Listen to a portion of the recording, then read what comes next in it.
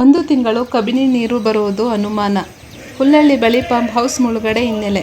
ಗುಂಡ್ಲುಪೇಟೆ ತಾಲೂಕಿನ 145 ಬಹುಗ್ರಾಮ ಕುಡಿಯುವ ನೀರಿನ ಸಂಪರ್ಕ ಯೋಜನೆ ಗ್ರಾಮಗಳಿಗೆ ನೀರು ಪೂರೈಕೆ ಅಸಾಧ್ಯ ಎಂದು ಗ್ರಾಮೀಣ ಕುಡಿಯುವ ನೀರು ಪೂರೈಕೆ ಇಲಾಖೆ ಪ್ರಕಟಣೆಯಲ್ಲಿ ತಿಳಿಸಿದೆ. ಜನರು ಬೋರ್ವೆಲ್ ನೀರು ಬಳಕೆ ಅವಶ್ಯಕತೆ ಇರುವುದರಿಂದ ನೀರನ್ನು ಮಿತವಾಗಿ ಬಳಸುವಂತೆ ಕೋರಲಾಗಿದೆ.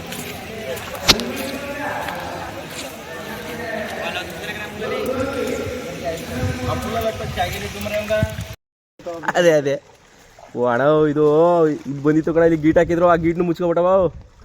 ಓಹೋ, ನೀರು ಸುಮಾರಿಗೆ ಬಂದ. ನಮ್ಮ ಸೆಕ್ಯೂರಿಟಿ ಡಬ್ಬ ಬೇರೆ ದಬಾಕಬಿಟ್ಟದ ಅಲ್ಲಿ. ಹ್ಞೂ ಅಣ್ಣ, ಬೆಂಡೋವು ತೇಲ್ಕೊಟ್ಟೈತೆ ಒಂಚೂರು ನೀರು ಬಂದ್ರ. ನಾನು ಕಟ್ಟೋ ಅಂತ ಹೇಳಿದೆ ನಮ್ಮ ಸರ್ಗ, ಕೇಳಲಿಲ್ಲ ಅವರು. ಸ್ವಲ್ಪ ಬಂದ್ರೆ ಸ್ವಲ್ಪ ಬರ್ಬೋದು ಅಷ್ಟೇ, ಇನ್ನೇನು.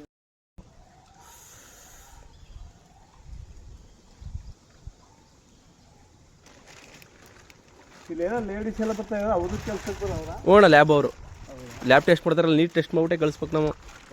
ಹ್ಞೂ